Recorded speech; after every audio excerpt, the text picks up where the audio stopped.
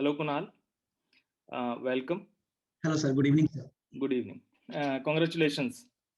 Thank you, sir. Thank you very much. Thank you, sir. Kunal, जो students हैं, जो बाकी स्टूडेंट्स इसको देख रहे हैं, उनके लिए बहुत ब्रीफ में एक बार बता दो जो तुम्हारी ये जर्नी है किस तरह से रही। मैंने ये 2016 में अपनी पहली अटेम्प्ट यूपीएससी में दी थी और मैं 2014 के लेट 2014 से ही पावर ग्रिड में भी काम कर रहा हूँ। तो मैंने ज्योग्राफी ऑप्शनल लेके दिया था और पहले अटेम्प्ट में ही मैंने मेंस लिखा था। मेरी ज्योग्राफी में अच्छी मार्क्स आई थी उस बार, पर बहुत अनप्रिपेयर्ड था मैं, तो मैं लगभग 35 मार्क्स से मिस कर गया था।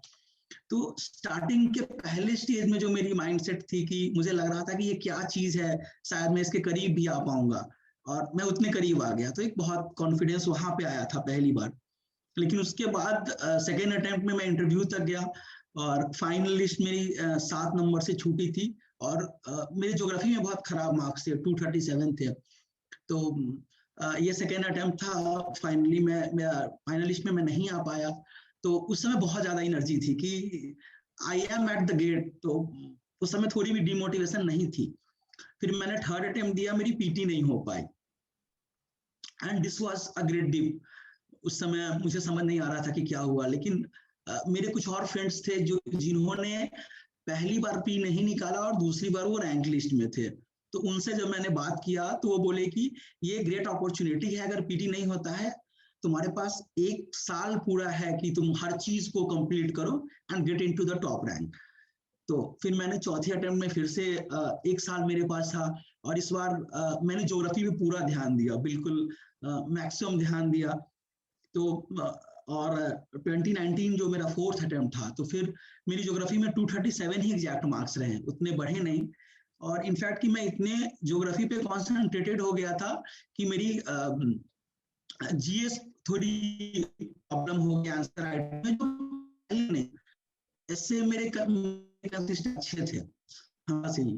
तो फिर मैं लिस्ट में नहीं आ पाया और दिस वाज द, और इस साल मैंने पीसीएस का भी दिया था क्योंकि मेरे लिए अब जॉब के साथ करना बहुत मुश्किल हो रहा था। विद टाइम मेरी रिस्पॉन्सिबिलिटी बहुत बढ़ रही थी, तो बहुत हेक्टिक हो रहा था। तो मैंने सोचा कि मैं अब अगर मैं आईएएस नहीं मिल पाती है मुझे, तो एक पब्लिक सर्विस की जो ड्रीम है वो मैं पीसीएस के भी थ्रू बहुत अच्छे से कर सकता हूँ।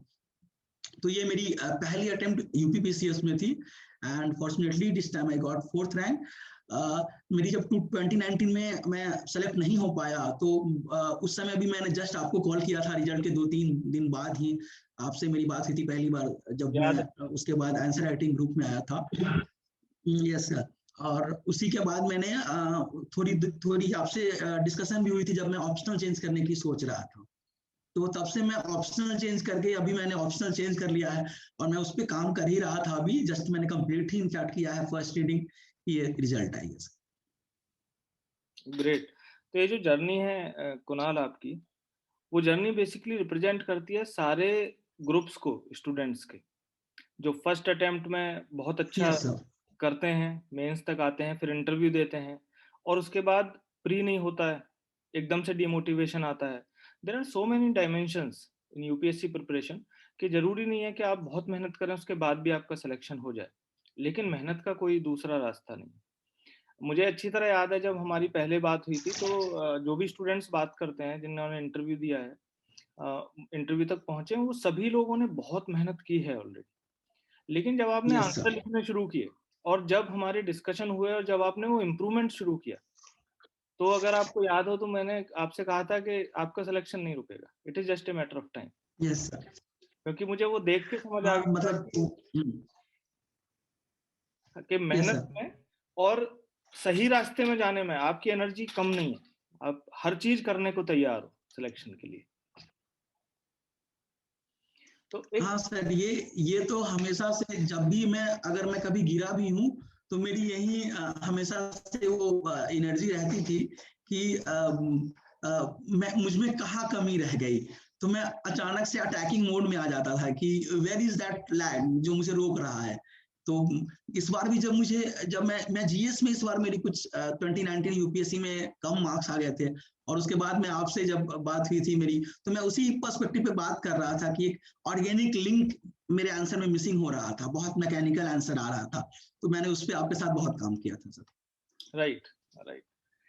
दूसरा एक इम्पॉर्टेंट चीज है कुणाल, जो स्टूडेंट्स के बहुत काम आ सकता है, वो ये है कि ज्यादातर स्टूडेंट, काफी स्टूडेंट्स हैं जो अब काम भी करते हो हैं, साथ में जॉब भी करते हैं और प्रिपरेशन भी करते हैं, लेकिन उनका एक कॉमन क्वेश्चन रहता है कि मैं कैसे बैलेंस बिठाऊं। तो इसमें मैंने in your case I have always seen कि कभी भी मैंने पिंग किया लेट आवर्स में बात करने के लिए, बोल दिया कि हम रात को बात कर पाएंगे, दिन में बिजी हैं, you are always up. Job के बाद भी यू आर ऑलवेज देयर। ऐसा कभी नहीं हुआ कि कुणाल ने कहा हो कि सर मैं बहुत हेक्टिक जॉब थी, मैं सो गया, या मैं कल बात करूंगा, या ऐसा है।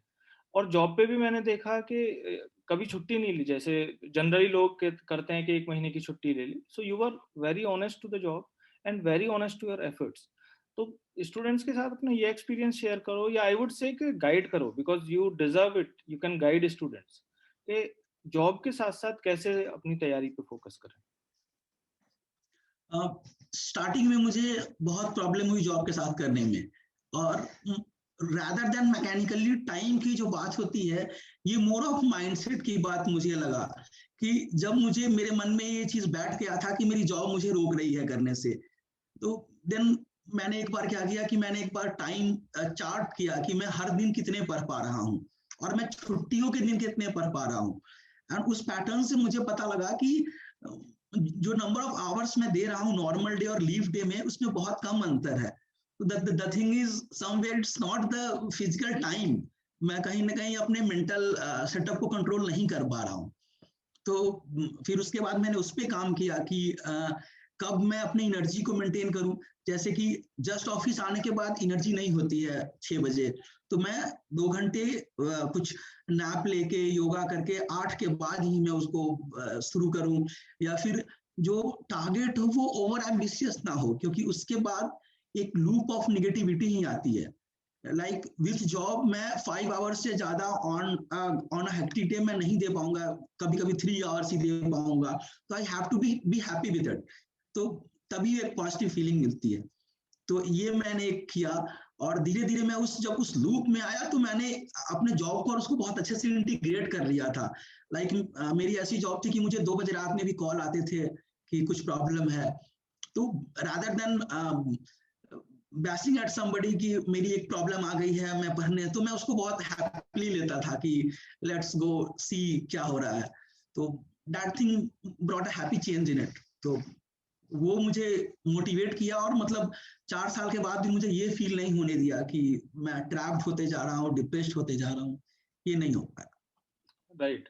ये तो बहुत ही अच्छी, बहुत साइंटिफिक एक्चुअली अप्रोच है कि आपने पेपर पे पूरा प्लान बनाया और साइंटिफिकली करके देखा, जो कि जनरली यही एडवाइस भी किया जाता है कि हमारा मेंटल ब्लॉक होता है और उसको ब्रेक करना जरूरी है। तो एक बहुत बड़ी एडवाइस स्टूडेंट्स को दी है, और ये बहुत कॉमन क्वेश्चन है। इवन जो सिलेक्टेड कैंडिडेट्स हैं, जिनको के जो उनकी डिजायर्ड जॉब है, जो उनकी डिजायर्ड सर्विसेज IAS IPS वो नहीं मिली, वो भी बाद में यही कहते हैं कि जॉब के साथ टाइम ही नहीं बचता है, एनर्जी नहीं बचती है।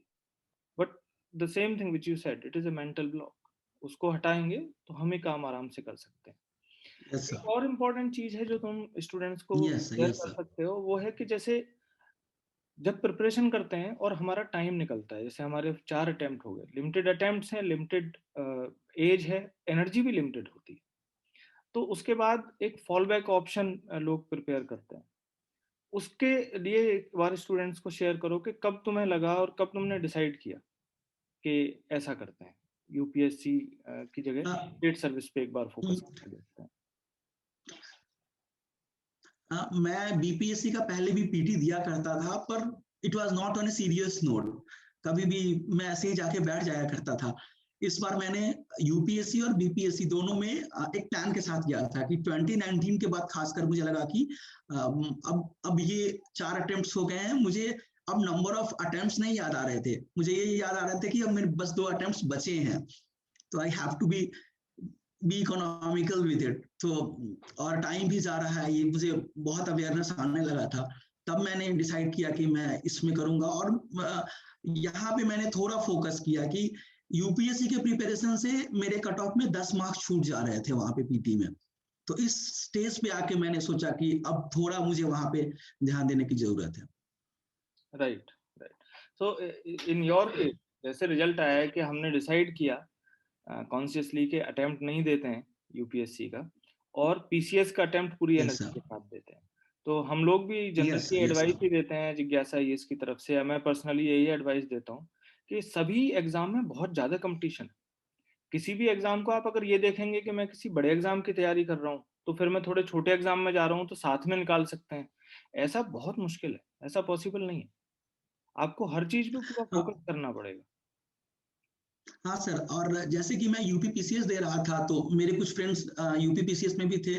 तो मुझे एक पैटर्न पता चला था कि to get a rank Hindi एक बहुत बड़ा, for English medium student Hindi एक बहुत बड़ा रोड ब्लॉक है।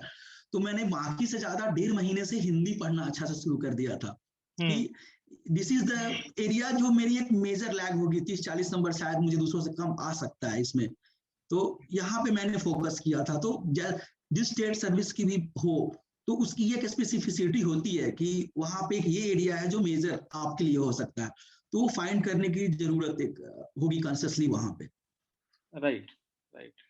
अच्छा, इसमें जो पूरा प्रोसेस है प्रिपरेशन का, इसमें हम लोगों ने जो साथ मिलके निकाला, वो तो निकाला ही कि भाई क्या क्या बॉटल नेक हो सकते हैं और कैसे उनको दूर करना है। तुम अपनी तरफ से एक बार स्टूडेंट्स के साथ अगर शेयर कर पाओ कि प्रिपरेशन में जो मार्क्स एक होते हैं, आप कट ऑफ के मार्क्स लेके आते हैं कि आपका मेंस क्लियर हुआ, इंटरव्यू आ गया, और फिर आप अगर थोड़ा भी इंटरव्यू में कम मार्क्स आ गए या मैक्सिमम की साइड पे नहीं गए तो आपको सर्विस नहीं मिली, या मिल गई अगर आपको इंटरव्यू में बहुत अच्छे मार्क्स आए तो आपको सर्विस पीछे वाली कोई सर्विस मिली, जिसमें अगेन जो मेन एम रहता है वो टॉप सर्विसेज का रहता है, ये आईपीएस इन जनरल स्टूडेंट्स का।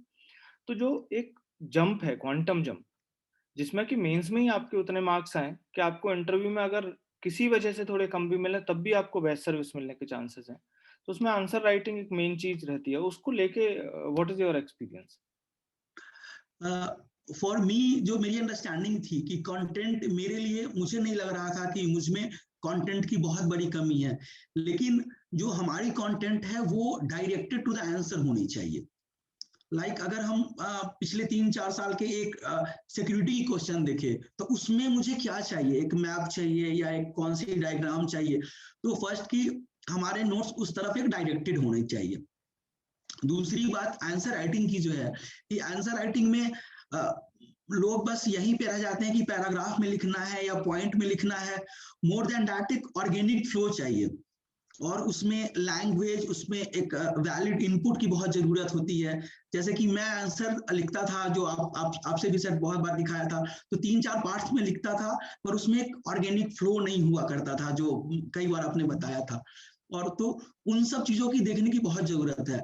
वी हैव अबाउट 80 क्वेश्चंस हमें अटेम्प्ट करने हैं, और अगर हम आधे मार्क्स भी उसमें बढ़ा दें तो we are way ahead of cut off, जो कि 40 नंबर हम आगे बढ़ सकते हैं वहां पे। तो बेसिकली जो होनी चाहिए कि इंट्रो में एक स्पेसिफिक आंसर होनी चाहिए, जो इस बार मैं यूपीपीसीएस में भी कर रहा था कि जो पहले मैं बहुत डिट्टो याद नहीं किया करता था डेफिनेशंस को, लेकिन मैंने वो चीज को यहाँ पे लाने की कोशिश की।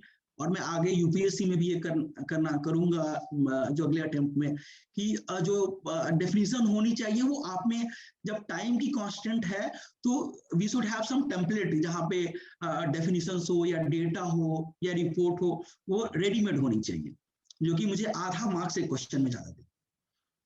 राइट। हाँ एग्जैक्टली, मुझे याद है कि हम लोग जो आंसर्स वो चेक करता था मैं या डिस्कस करते थे तो उसमें यही रहता था कि मुझे पता है कि कुणाल को सब कुछ आता है, यस लेकिन सर। बस थोड़ी सी ट्यूनिंग की जरूरत है कि वो ऑर्गेनिक लिंक है जो मिस हो रहा है, और वो करने की जरूरत यस है, sir. Which you did very well. Specially yes sir. And यहाँ पे बोलूँ तो एथिक्स के कुछ आंसर्स यू हैव रिटन, जिनसे यस मुझे सर। ये यस पता सर। चला कि ओरिजिनल थॉट कितनी अच्छी है कुणाल के पास, and you can think and you can imagine and you can write wonderful answers. तो यस उससे सर। और मतलब इसमें एक फीडबैक की भी बहुत जरूरत रोल होता है। जैसे कि कभी कभी हम अच्छा लिखते हैं पर हमें कन्विक्शन नहीं होता कि क्या ये सही है। तो वो मेरे में था, जो कि कभी कभी जैसे एथिक्स में एक मेजर पार्ट होता है कि you are discussing on the philosophical lines and ethical lines. तो मुझे लगता था कि मैं ये बकवास कर रहा हूँ और मुझे एग्जांपल ज्यादा देनी चाहिए, जो सर आपने एम्फेसिस किया कि नहीं, this is the major part you should focus on. Right right. तो कुणाल, अभी जो आपकी ये सक्सेस है, ये अपने आप में बहुत बड़ी सक्सेस है। आपने जो अपने पेरेंट्स हैं वो प्राउड हुए हैं इससे, आपके फ्रेंड्स, yes, आपके रिलेटिव्स, आपके फैकल्टीज या टीचर्स जैसे हम लोग हैं, और इनफैक्ट पूरा नेशन, क्योंकि आप जो मेजॉरिटी है यूथ उसको रिप्रेजेंट करते हो। लेकिन in your case I am sure, जो मैं शुरू से कहता आ रहा हूँ, that you deserve much much better. और मुझे पूरी उम्मीद है कि सेम तरह की रैंक आप यूपीएससी में रिपीट कर सकते हो। तो जो आपका फाइनल गोल है उस पर फोकस रखना है। जिस तरह से आपने पिछले सालों में अपनी एनर्जी को बना के रखा है, उसी तरह इस एनर्जी को बना के रखना है। अपने गोल पे सीधा फोकस रख के मिनिमम टाइम में अचीव करना है, and you will do it. I am confident about it. ठीक है, तो thank you very much, and you have earn this success, well deserved success. So enjoy your time for some days, and after that come back to studies. Okay, sir. Thank you very much, sir. And I would try my best to make your words come true. And ये तो सही में एक पड़ाव ही है, और एक अच्छा पड़ाव था जो कि मुझे एक बम्प ऑफ एनर्जी दिया है, जो फाइनल डेस्टिनेशन टू यूपीएससी मुझे एक अच्छा रैंक मिले आगे। Thank you sir. एक लास्ट नोट जस्ट ऐड करना चाहूंगा कि एक बार मैं डिस्कस कर रहा था किसी से, तो जैसे हम लोग अब स्टूडेंट्स के साथ मेंटरिंग का काम करते हैं, तो उसमें सेटिस्फेक्शन की बात हम लोग कर रहे थे कि भाई सेटिस्फेक्शन कहाँ से आता है, किस तरह से। तो मेरा बेसिक कहना यही था कि अगर इस देश में हम कुछ लोग ऐसे ऐड कर पाए, कुछ लोग ऐसे ऐड कर पाए आपके एडमिनिस्ट्रेशन में, जो कि बहुत एफिशिएंट है, बहुत ऑनेस्ट है, बहुत हार्ड वर्किंग, जिनके पास वैल्यूज है, ट्रू वैल्यूज है, तो यही अपने आप में हमारे लिए बहुत बड़ा काम होगा। और मैं धीरे धीरे, लास्ट ईयर 27th रैंक आई थी हमारे यहाँ से हिमांशु, अब आपकी रैंक आई है, और मैं यूपी से बिलोंग करता हूँ, तो मैं अपने स्टेट को, आई एम हैप्पी कि हमारी तरफ से हमारे स्टेट में एक बहुत अच्छा ऑफिसर यूपी को मिलने वाला है, और आने वाले टाइम में इंडिया को सिविल सर्विसेज के थ्रू हम बहुत अच्छा ऑफिसर दे पाएंगे। That means great to be, sir. Thank you, sir. चलो, thank you Kunal, thank you very much, and keep study. Thank you, sir. Okay, all the best. Thank you.